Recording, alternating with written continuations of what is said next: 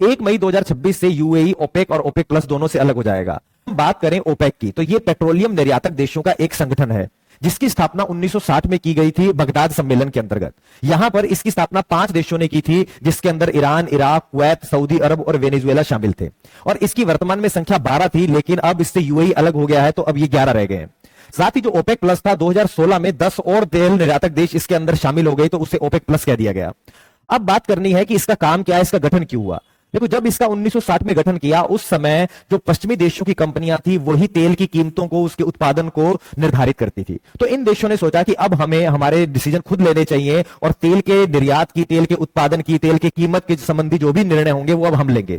और तब इसका गठन हुआ। अगर कीमतें बढ़ रही हैं तो ये अपने उत्पादन को बढ़ा देते हैं और मार्केट में तेल की आपूर्ति बढ़ जाती है, जिससे कीमतें कम होने लगती हैं। अगर बाजार में तेल की कीमतें कम हो रही हैं तो ये अपने उत्पादन को कम कर देते हैं, जिससे बाजार में आपूर्ति कम हो जाती है और तेल की कीमतें बढ़ने लगती हैं। इससे जो तेल खरीदने वाले और बेचने वाले दोनों देश हैं उनमें निश्चितता की स्थिति रहती है, फ्लक्चुएशन नहीं होता, और बाजार में जो तेल की आपूर्ति है वो भी बनी रहती है। तो ये दोनों के लिए ही सही कंडीशन है कि बाजार सही से चलता रहे। ओपेक के अंतर्गत प्रत्येक देश के लिए उत्पादन का एक कोटा निर्धारित किया जाता है कि कोई भी देश इससे ज्यादा उत्पादन नहीं करेगा। लेकिन जो यूएई था उसका कोटा बहुत ही कम निर्धारित किया गया। उसका जो कोटा है वो 3 मिलियन बैरल पर डे का है और उसकी क्षमता 4 मिलियन बैरल पर डे की है। और वो 2027 तक चाहता है कि ये बढ़कर क्षमता 5 मिलियन बैरल पर डे की हो जाए।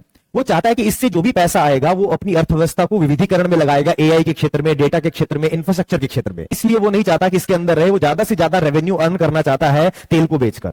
लेकिन इसका भारत को क्या फायदा होगा? एक तो इससे लंबे समय में जब ये ईरान वाला इशू समाप्त हो जाएगा तो तेल की कीमतें उससे नीचे आएंगी। दूसरा, इससे भारत को तेल सस्ता मिलेगा, साथ ही साथ भारत की ट्रांसपोर्ट कॉस्ट भी कम हो जाएगी, क्योंकि ये भारत के नजदीक पड़ता है। अदरवाइज भारत को रशिया से, अफ्रीका से, यूएसए से, इन देशों से जब तेल मंगाना होता है तो ट्रांसपोर्ट लागत बढ़ जाती है। साथ ही साथ भारत इसके साथ द्विपक्षीय समझौता करके हो सकता है कि रुपए में पेमेंट करना लग जाए डॉलर की जगह।